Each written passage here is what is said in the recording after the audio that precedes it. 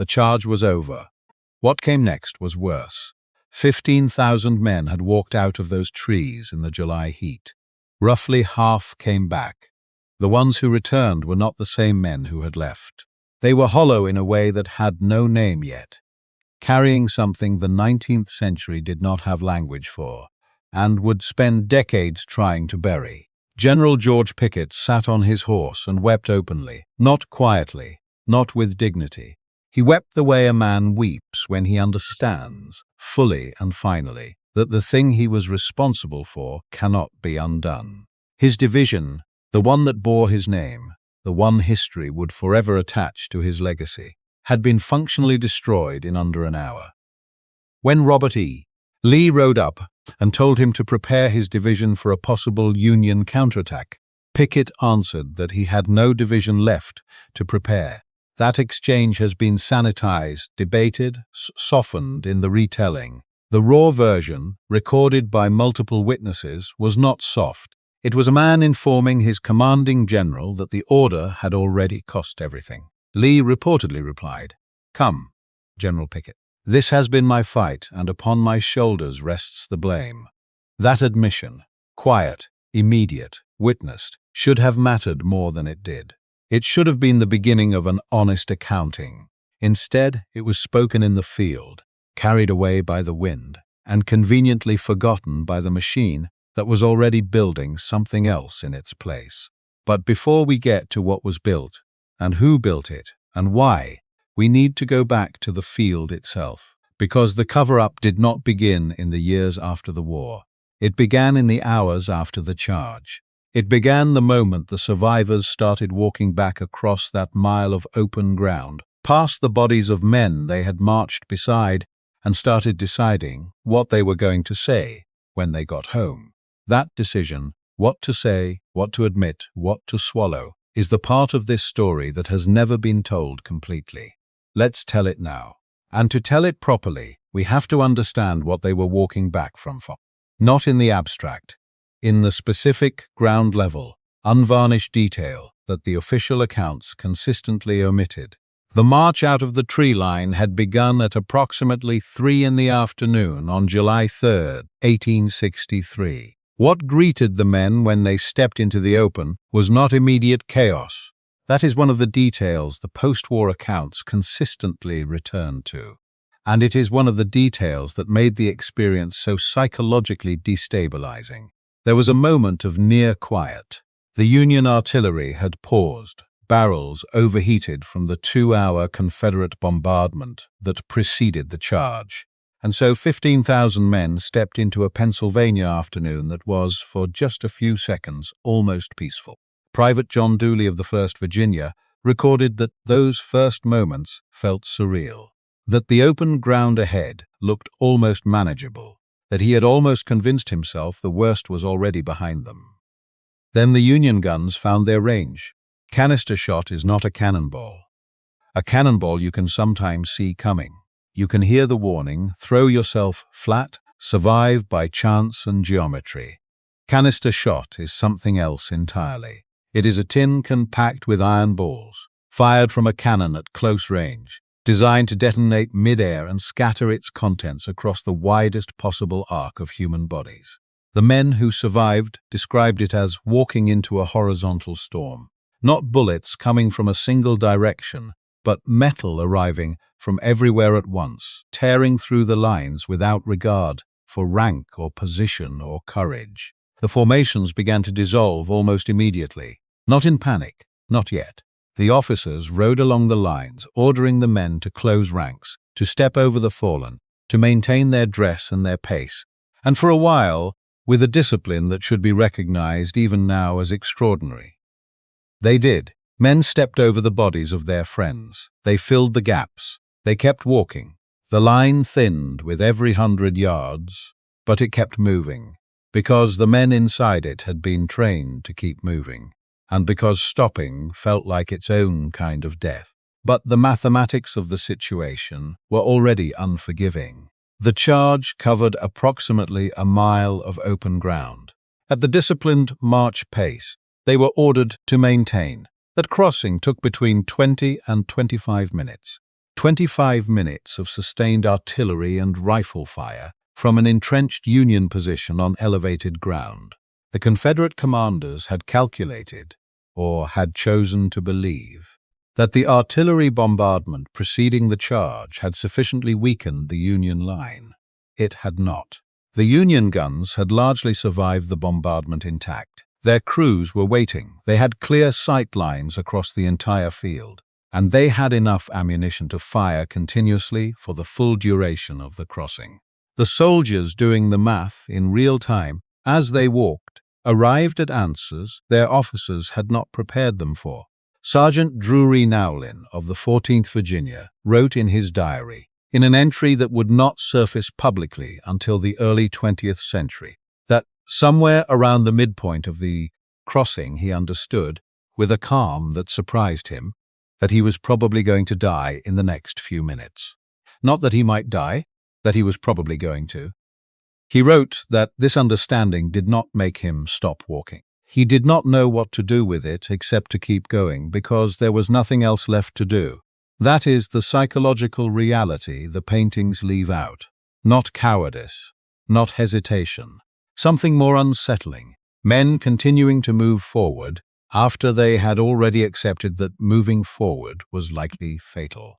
That is not the behavior of men swept up in patriotic fervor. That is the behavior of men who have been so thoroughly trained, so completely committed, that the survival instinct itself has been overridden by momentum and obligation. It is, in its way, more disturbing than panic would have been. The retreat, when it finally came, was not an organized withdrawal. It was a dissolution. The men who turned and walked back across that field, and walking is the right word, because running would have drawn more fire, did so through a landscape that had been transformed in the space of 30 minutes. The ground they had crossed on the way out was open, if terrifying. The ground they crossed on the way back was crowded with the wounded and the dead. Men who had gone out in neat formation came back in fragments, in clusters of 2 and 3, helping each other limp toward the tree line, while Union sharpshooters continued to work the field. The wounded who could not move lay where they had fallen and called out to the men passing them. Some were pulled along, many were not.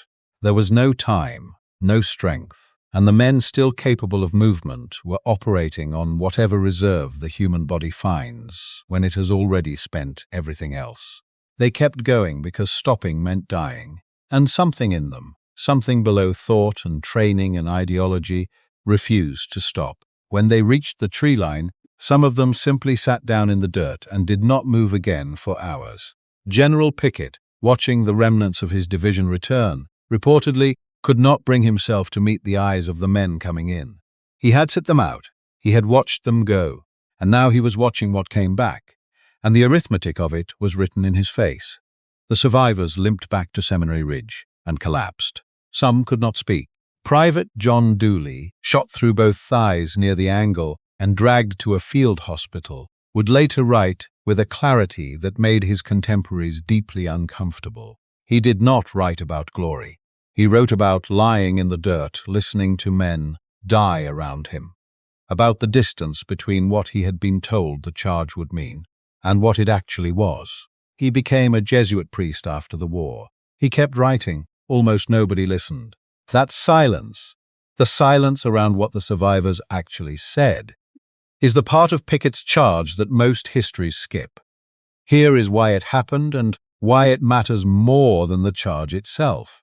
The men who came home from Gettysburg in the summer of 1863 returned to a Confederacy that was beginning, slowly and without fully acknowledging it, to understand that the war could be lost. Vicksburg had fallen the same day the charge failed. The strategic picture was deteriorating. The dead were accumulating in numbers that defied easy comfort. Communities across Virginia, the Carolinas, Georgia had given up sons and brothers and fathers and were waiting to hear that it had meant something. Into that waiting the survivors arrived. And what the survivors said privately, in letters to wives, in diary entries, in conversations that were never meant to be public, was not what the waiting communities needed to hear. Private Erasmus Williams wrote of understanding, in the final moments of the approach, that the assault was not designed to succeed in any realistic sense. Captain Henry Owen wrote to his wife that many men broke and ran, that he himself had nearly broken, and that the shame of the charge belonged not to the men who fled, but to the men who ordered the march. These were not the words of cowards rationalizing failure. They were the words of men who had calculated the geometry of the field, the density of the Union fire, the arithmetic of what 15,000 men could and could not do against fortified positions across a mile of open ground, and had arrived at an honest conclusion. The honest conclusion was not acceptable. What rose in its place was constructed carefully, over years, with the deliberate energy that only genuine grief can produce. The lost cause did not begin as cynical propaganda. It began as a survival mechanism. The South had lost 250,000 men. It had returned from a war that had shattered its economy, its social structure, its physical landscape. The families of the dead needed those deaths to mean something that transcended a tactical blunder on a Pennsylvania afternoon. They needed the charge to have been noble.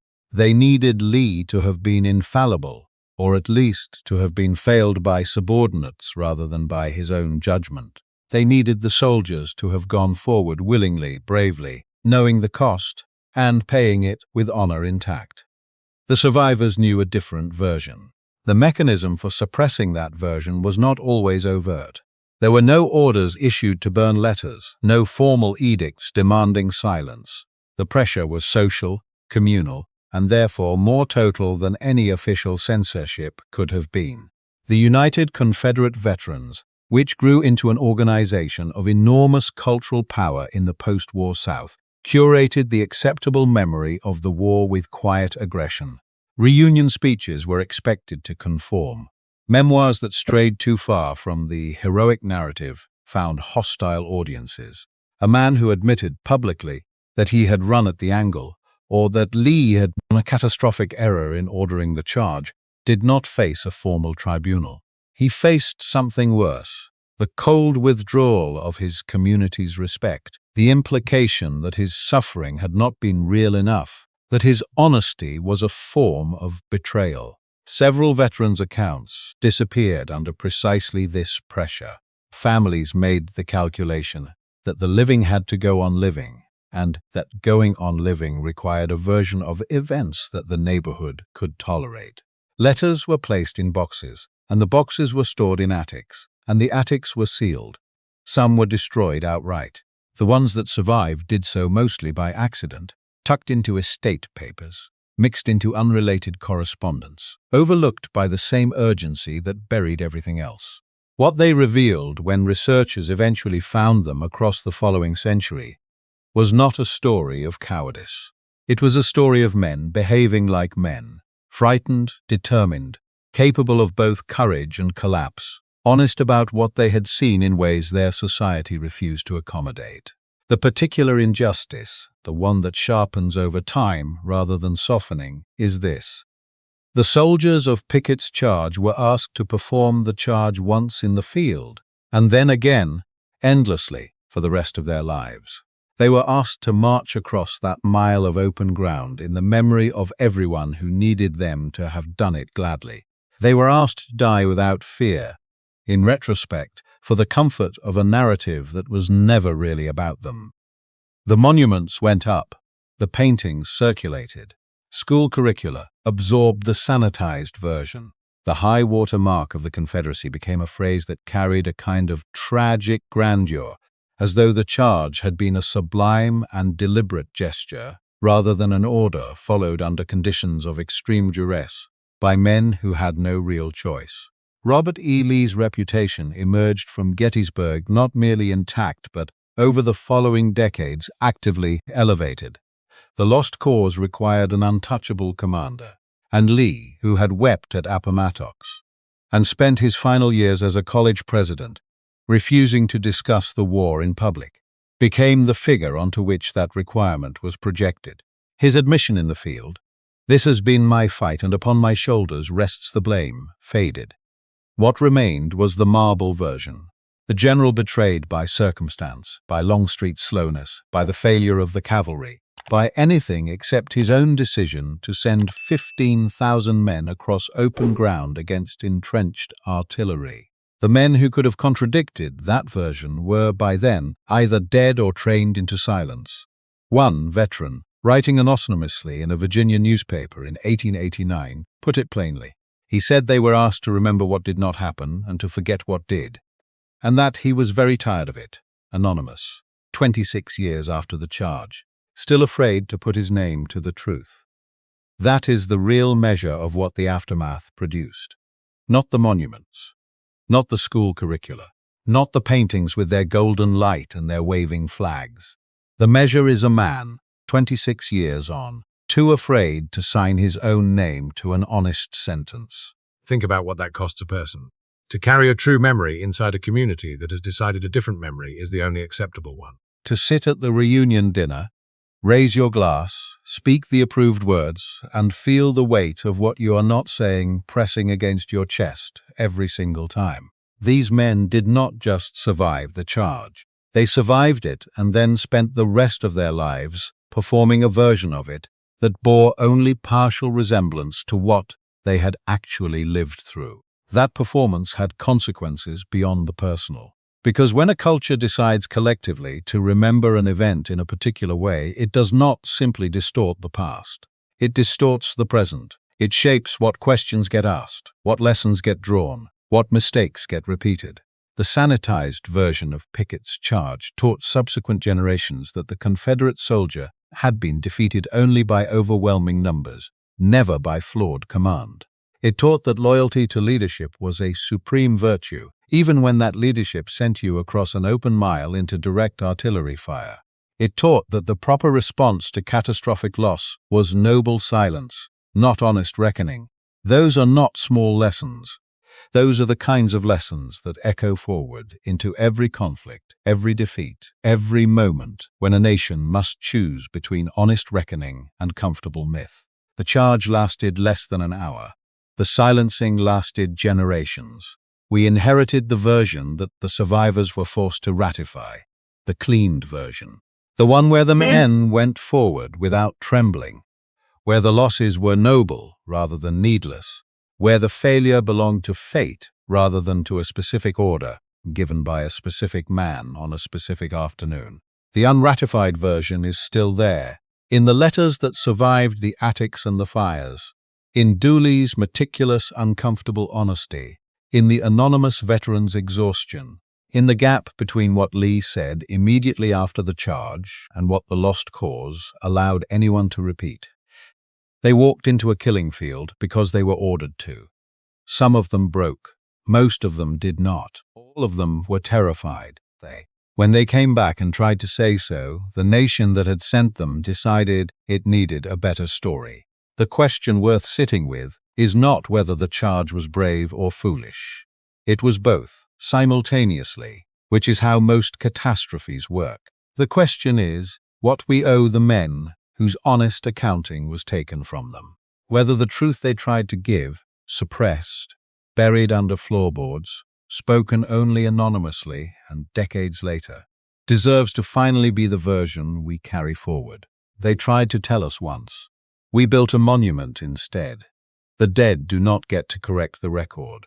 That falls to the living, to anyone willing to sit with the uncomfortable version, the one without clean lines and noble postures, the one where men wept openly, and letters were hidden, and a whole society agreed, without ever quite saying so out loud, that some truths were simply too heavy to carry in public. This is that version.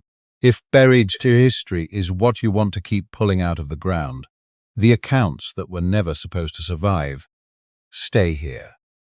There are more of them than you think, and every one of them deserves to be heard.